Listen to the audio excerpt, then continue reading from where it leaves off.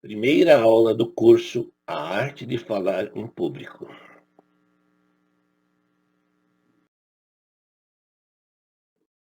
Antes de entrar no assunto propriamente dito, vamos ver algumas orientações necessárias para poder desenvolver essa arte de falar em público de acordo com a vontade de Deus. É isso que nós vamos ver antes de entrar no curso.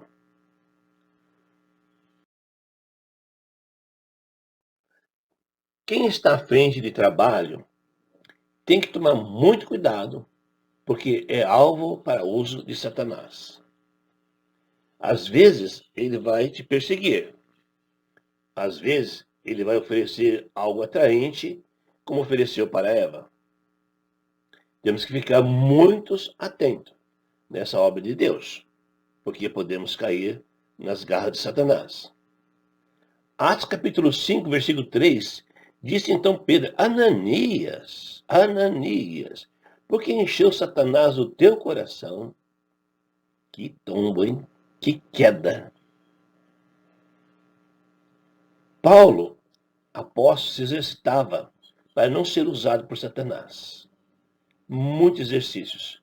1 Coríntios 9, 27 ele fala: Mas esmurro o meu corpo e reduzo a escravidão.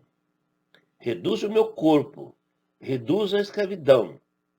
Pecados, desejos carnais, tudo que é mal.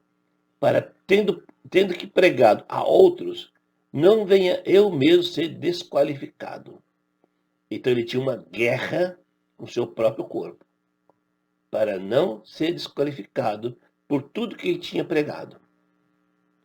É um exercício que precisamos fazer, porque a igreja tem esse adversário com todas as artimanhas. Tem, e tem mesmo. Paulo orienta os presbíteros de Éfeso: cuide da igreja, cuide muito bem. Atos 20 e 29, ele fala assim para os presbíteros de Éfeso: eu sei que depois da minha partida, entre vós penetrarão lobos vorazes que não pouparão o rebanho. Eu sei disso. Cuide, cuide muito bem. Satanás não dá trégua à igreja, de maneira alguma. Por isso, vemos tantas divisões no nosso meio da Irmandade hoje em dia, né? Quantas divisões? Quantas e quantas? Porque não cuidou, não se cuidou e caiu nas garras do Satanás. Jesus apresenta para nós um reino muito simples, sem detalhes, e de pessoas muito simples na sua obra, não acadêmicos. Ele não apresenta nenhum plano de carreira para cargos elevados, de forma alguma. Tudo que ele apresenta é muito simples.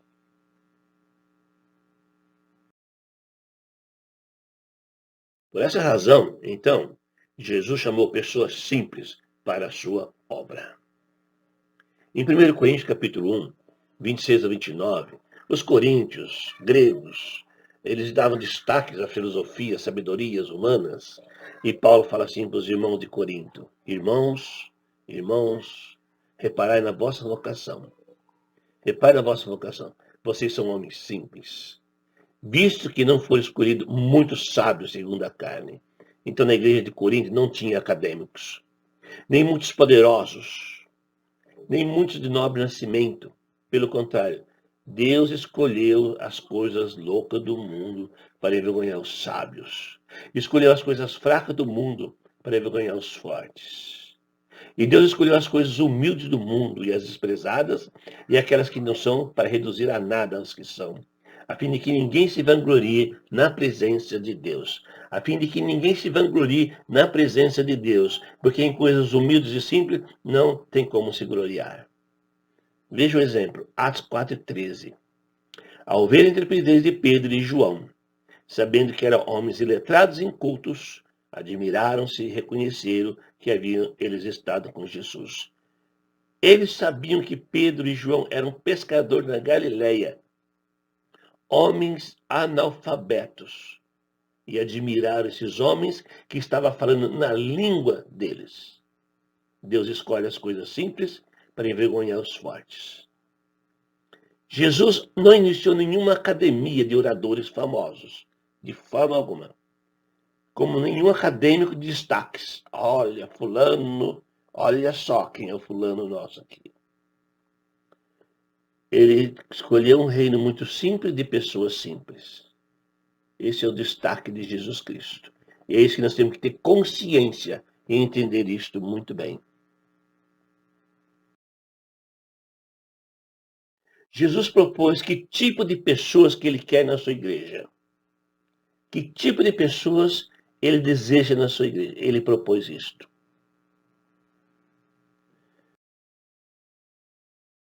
Todos conhecemos a passagem de João 13, quando Jesus lava os pés dos discípulos. Era algo muito comum na época. Não tinha asfaltos, não tinha sapatos fechados, não tinha carro. Pessoas caminhavam por estradas poeirentas com sandálias. E quando chegavam na casa de alguém, imagina o pezão, a cor. Então era comum, e era também muito comum na época, escravos. Então quando a pessoa chegava na sua casa, ele lavava os pés, uma bacia, uma toalha, lavava e enxugava os pés, esse escravo. E Jesus faz isto. Depois de ter lavado os pés, tomou as vestes, voltando à mesa, perguntou: vocês compreenderam o que eu vos fiz? Vocês entenderam a minha atitude? Entenderam? Ele sabia muito bem que era isto. Até Pedro falou: não, o senhor não vai me lavar. Não, o Pedro sabia o que era isto.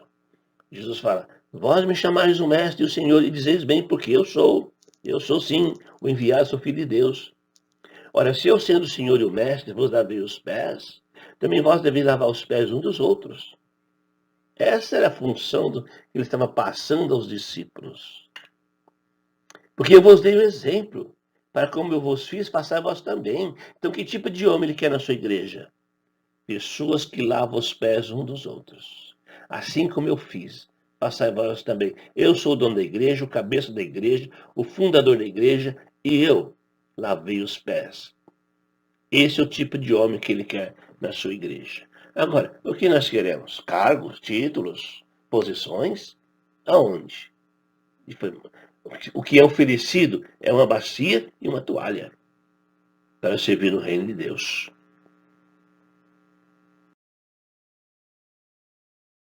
Jesus ele é nosso melhor exemplo disto, de humildade e submissão. Filipenses 2, de 5 a 8. Paulo diz assim, não tem maior defensor de Jesus Cristo que o apóstolo Paulo, né? Tende em vós o mesmo sentimento que houve também em Cristo Jesus. Olha, dizendo sobre o Cristo dele. Pois ele, subsistindo em forma de Deus, veja bem, não julgou com usurpação ser igual a Deus. Antes se esvaziou toda a natureza divina, assumindo a forma de escravo, de servo, servidor, tornando-se em semelhança de homens, e reconhecido em figura humana, assim mesmo se humilhou e tornando obediente até a morte e morte de cruz. Maior exemplo que nós temos para desenvolver essa função na igreja de trabalhar pelo reino de Deus. Jesus Cristo, submisso em tudo, servo, serviu. Ele fala que ele não veio para ser servido, ele veio para servir. E o que nós queremos na igreja? Que posição eu quero?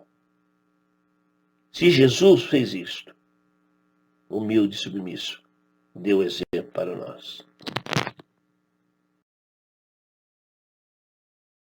Interessante que no Sermão do Monte, qual foi a primeira bem-aventurança que Jesus citou para fazer parte do reino dele?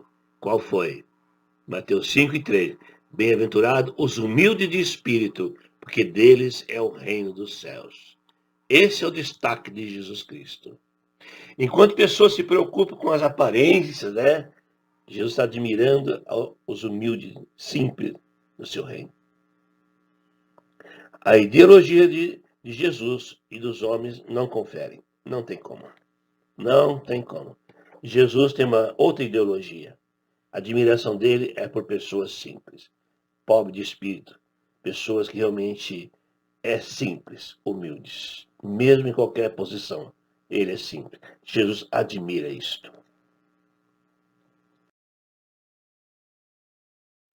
Ser humilde é uma virtude, qualidade, que pode ser aprendida.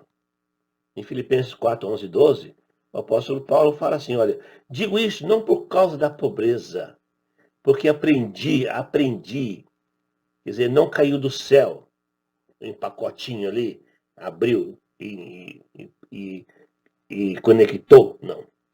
Ele fala, eu aprendi a viver contente em toda e qualquer situação. Tanto você está humilde, Paulo aprendeu a ser humilde, porque ele era muito arrogante, prepotente na seita dos fariseus. Mas ele aprendeu essa qualidade, se humilhar. Que interessante. O maior exemplo de humildade que temos na história do mundo, então, é Jesus Cristo. Toda a sua vida, desde que desceu dos céus à terra, seu nascimento, vida simples, até a morte de cruz, foi para se humilhar. Todo o período de sua vida. Enquanto tantas pessoas querem se engrandecer, ao ponto de se endeusar, o próprio Deus se humilhou, tornando-se homem para nos ensinar a ser mais humildes. Que exemplo nós temos? Que exemplo nós temos? E o que nós queremos? E o que nós queremos ser então? Se o maior exemplo de simplicidade e humildade está no nosso Senhor Jesus Cristo. Quando pensamos em humildade, logo nos vem à cabeça a ideia de pobreza. Mas humildade não é condição, é um valor, tá? É um valor. Ser humilde não é ser pobre, feio, desajeitado, sem estudos. Humildade é a qualidade de quem age com simplicidade. Uma característica das pessoas que sabem assumir as suas responsabilidades sem arrogância, prepotência ou soberba. Não é nada de pobreza que a gente está falando. Existem pessoas que são sofisticadas, ricas e estudadas, mas não são humildes. Também existem pessoas aparentemente simples que são orgulhosas.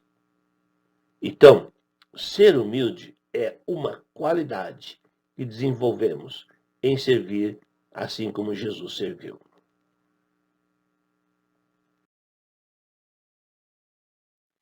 O Senhor Jesus contou uma parábola envolvendo dois homens que foram orar no templo, o fariseu e o publicano. Todos conhecem essa passagem. Mas Jesus quer dar destaque à humildade, à submissão. Ele quer dar destaque, por isso que ele conta a história. Lucas 18, 9 ao 14. E diz também esta parábola, a se confiava em si mesmo, crendo que era um justo, desprezava os outros. Que arrogância, né? Prepotência. E ele fala, dois homens subiram ao templo a orar, um fariseu, o outro publicano. O fariseu estando em pé, que arrogância, orava consigo desta maneira.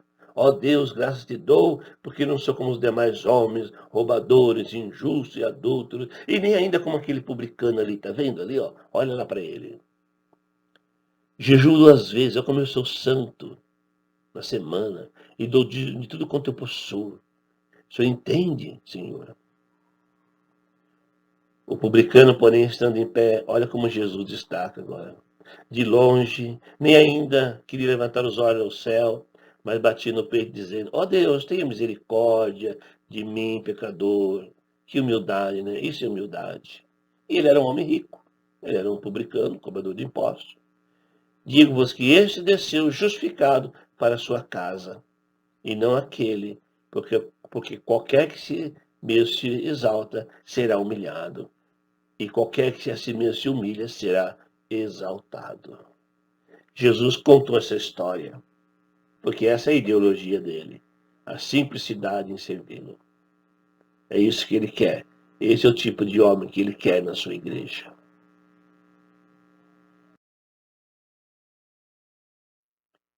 Vamos falar um pouco de arrogância, né? Vamos falar um pouco disso daí. Arrogância é um pecado tão perigoso que o arrogante se considera o mais humilde ser sobre a face da terra. Interessante isso aqui, né? O arrogante é tão perigoso que ele se considera o mais humilde sobre a face da terra. Por isso não é fácil se reconhecer. Ou reconhecer algumas atitudes nossas como arrogante. Sempre é assim, né? Nunca estou errado. Nunca, nunca. O dicionário define arrogância como sinônimo de orgulho e de altivez, que é o mesmo que presunção. Que acontece quando alguém se acha o cara. Eu sou o cara, né? Eu sou o pregador. A perfeição em vida e julga a si próprio e acima de todas as outras pessoas, né? Isso é o que o dicionário define. Provérbios 16:5. Todo homem arrogante é abominação ao Senhor. Certamente não ficará impune. Deus odeia. Veja aqui a igreja de Laodiceia. Era uma igreja prepotente e arrogante. E qual era a situação de Laodiceia com Jesus? Qual era a relação deles? Apocalipse 3, 15 e 16. Conheço as tuas obras, que nem és frio nem quente. Quem dera fosses frio e quente. Assim porque és morno e não é frio e nem quente, vomitar-te-ei da minha boca. Então, a igreja de Laodiceia estava na garganta de Deus, próximo a ser vomitado, por causa da sua prepotência e arrogância. Eles confiavam nas suas minas de ouro, na sua fabricação de lã, no seu colírio para os olhos, né? Eles confiavam na sua riqueza e Deus tinha nojo. Estava a ponto de vomitar da boca. Isso é arrogante. Isso é arrogante.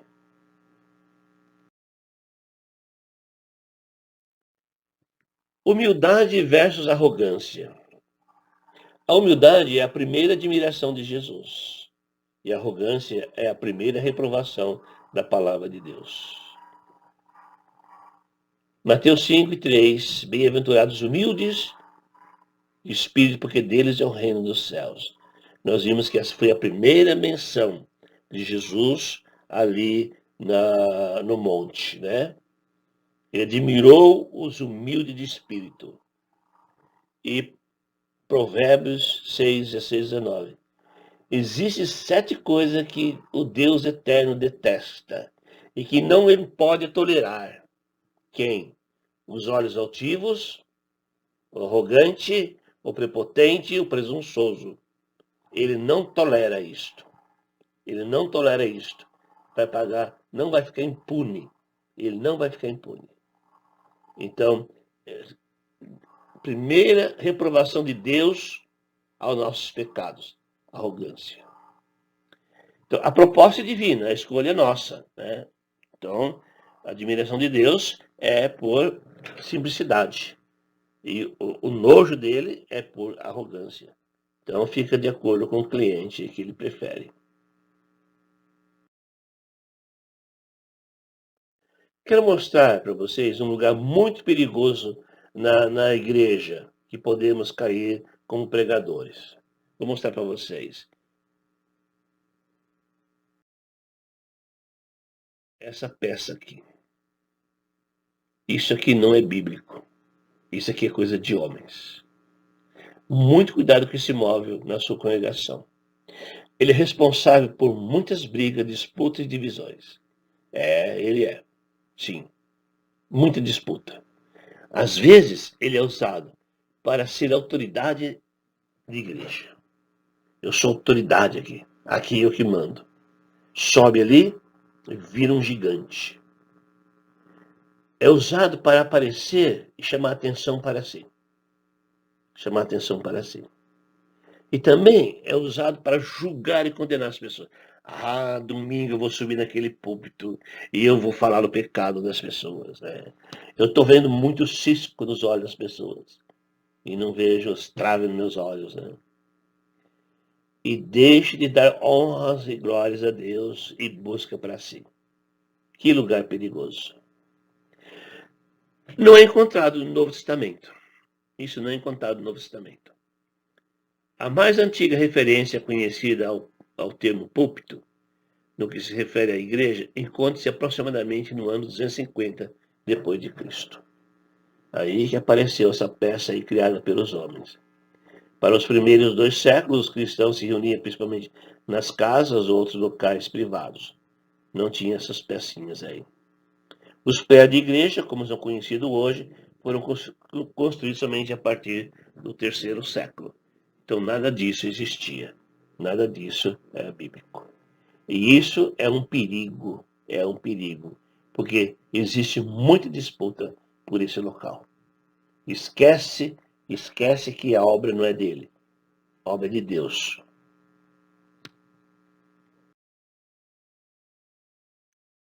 Não sei se vocês conhecem essa história do quadro rasgado. Houve um pintor que se esmerou num quadro em que representava a última ceia, famoso, né, esse quadro. Colocou o quadro em exposição e ficou por perto a fim de observar as reações das pessoas que ali passassem. Ouvi opiniões assim: como está lindo aquele cálice! Como está lindo aquele cálice! Essas foram as opiniões que ele ouviu. Como todos diziam coisas desse tipo, ele rasgou o quadro e explicou: eu pintei esse quadro para que fosse admirar a pessoa de Cristo. Mas estou vendo que os acessórios é que chama a atenção. É os acessórios. O que está chamando a atenção no meu quadro, então, é o cálice e não Cristo. Por isso, eu rasguei esse quadro. É comum isso acontecer até no nosso meio, né? Os acessórios é que chamam a atenção. Como é comum isto? Como é comum? Você vai nas grandes reuniões e você vê os destaques, os acessórios, né? Você vê isso. E até a reunião perde o sentido, o foco. Dá-se destaque à nossa função de pregador. Dá-se destaque, né? Dá-se destaque à função de presbítero. O irmão é presbítero. É uma função isso. Isso não é um título, não é um cargo. É uma função por qualidades que a pessoa tem. Dá-se destaque à função de presidente da igreja perante a lei dos homens. Ah, ele é o presidente da igreja. Nada, isso é só pro forma. É para cumprir a lei, só isto. Mas são acessórios. E isso sobe na cabeça das pessoas e vira divisões. E vira divisões. Como é comum ver isso daí acontecer, né? Como é comum. Como isso é comum acontecer. Dar destaque a acessórios e menos à obra do Senhor Jesus, ao trabalho. Por isso, esse exemplo desse quadro muito bonito.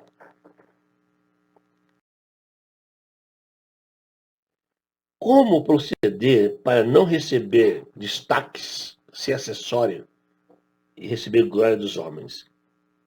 Mateus 6:1. Guardai-vos de exercer a vossa justiça diante dos homens, com o fim de ser visto por eles. De outra sorte, não tereis galardão junto ao vosso Pai Celeste.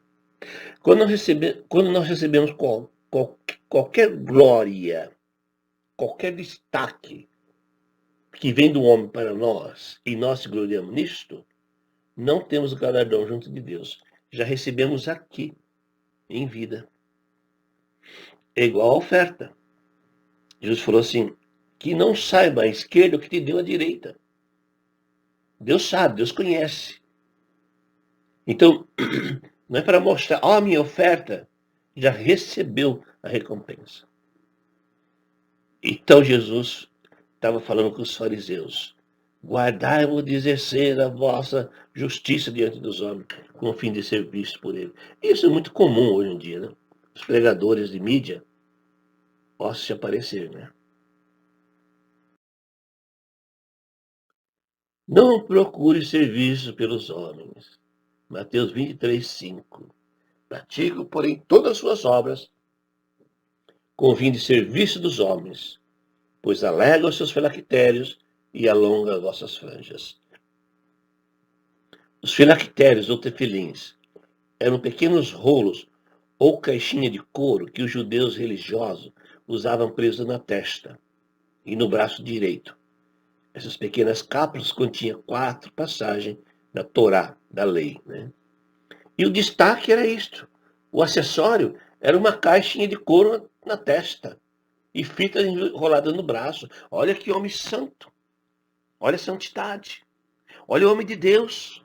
destaques, acessórios fazem isto. E Jesus fica em qual plano? Então, ele não aceita isto. Não tem galardão junto de Deus, porque recebe já dos homens. Por isso, quando você fizer uma mensagem, não aceite glórias. Dê glória a Deus por isto. Não, os irmãos gostaram, os irmãos ficaram felizes. E cresce. E já começa a pisar em ovos, né? Tome cuidado com isto. Orientações bíblicas para não se gloriar na adoração. Vamos ver as orientações bíblicas. Tiago 4:7. Sujeitai-vos, portanto, a Deus. Sujeite a Deus. Não se exalte. Humilhai-vos na presença do Senhor. Humilhe-se. Ele vos exaltará. Quem deve nos exaltar é somente Deus, não o homem.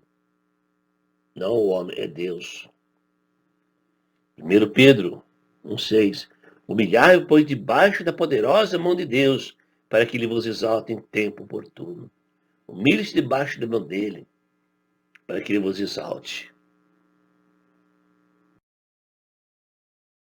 Toda honra e toda glória é de Deus na adoração. Romanos 11:36. Portanto, dele, por ele e para ele são todas as coisas. A ele seja a glória perpetuamente. Amém. Efésios 3:21. A ele seja a glória na igreja. Na igreja, a glória é de Jesus Cristo. Por todas as gerações, por toda a eternidade. Amém. Não é nossa, de maneira alguma.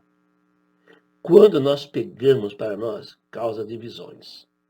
Porque a minha ideologia é colocada. Aí vai causar divisões. E Satanás faz festa com isto. 1 Timóteo 17. Portanto, ao Rei eterno, imortal, invisível, Deus único, seja a honra e a glória pelos séculos dos séculos.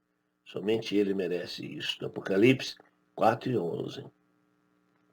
Tu és digno, Senhor Deus e nosso, de receber a glória, a honra e o poder, porque todas as coisas tu criaste, sim, por causa da tua vontade, vieram a existir e foram criadas. E toda a honra e toda a glória é somente do Senhor e não nossa. Toda a honra e toda a glória deve ser dada a Deus. Então, a obra é de Deus, não é nossa. Não, é de Deus essa obra. A palavra é de Deus e não é nossa. Nós temos um chamado para fazer essa obra, sim, mas não é nossa, é de Deus. Então nós temos que fazer de acordo com aquilo que Deus quer, não o que eu quero. 1 Coríntios 15:58. Portanto, meus amados irmãos, sede firmes e inabaláveis e sempre abundantes na obra do Senhor, sabendo que no Senhor o vosso trabalho não é em vão. Não é em vão. Esta é a vontade de Deus, que façamos a sua obra, só que de acordo com a vontade dele, de uma forma simples, humilde, para que Deus seja exaltado. E Deus nos abençoe.